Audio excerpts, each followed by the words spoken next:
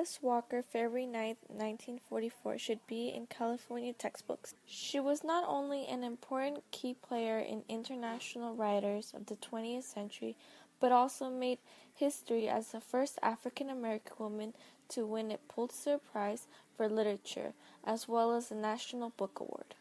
She made possible for Black women's lives to be the primary focus and made them an important subject for U.S. American literature.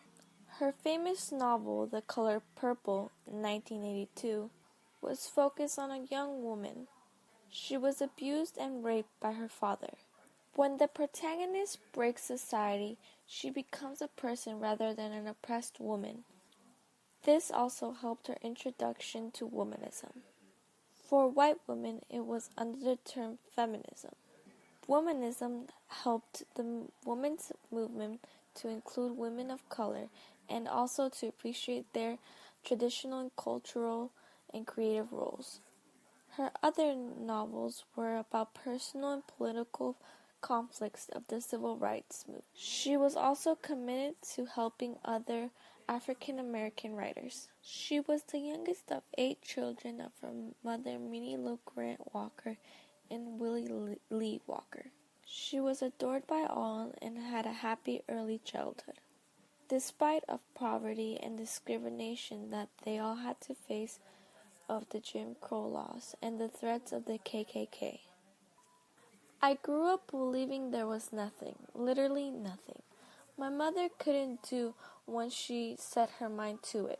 So when the women's movement happened, I was really delighted because I felt they were trying to go where my mother was and where I always assumed to go. Alice Walker. When she was 8, she was injured in her left eye from a BB gun from her 2 older brothers. This left her blind and physically and emotionally scarred. This also caused her to read and lose herself in books. After she graduated in 1965, she moved to Mississippi and became involved in the civil rights movement. She also began teaching and publishing short stories and essays. She married in 1967, but divorced in 1976. She is an international celebrated author, poet, and activist. She has 7 novels, 4 collections of short stories, 4 children's books, and volumes of essays and poetry.